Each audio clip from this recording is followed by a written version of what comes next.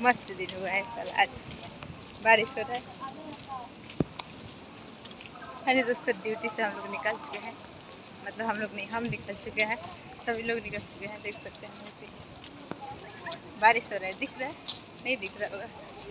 धूप भी हुआ है और बारिश भी हो रहा है, मतलब बहुत अच्छा एकदम प्यारा प्यारा सुहाना मौसम हुआ है। देखिए मेरे बॉडी पे पानी दिख रहा है, नहीं दिख रहा है? बैक करते हैं।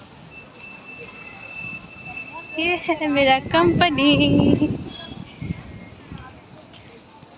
और ये हूँ मैं, और ये है मेरा कंपनी का मंगलसूत्र। बहुत प्यारा मौसम हुआ है, यानी बारिश हो रही है। देखिए साला काश इधर अमरूद आम का पेड़ होता, हम लोग तोड़ तोड़ खाते। फिर मेरी फ्रेंड उधर आ रही है, उधर आ रही है। आओ आओ जल्दी आओ, तेरा इंतजार है।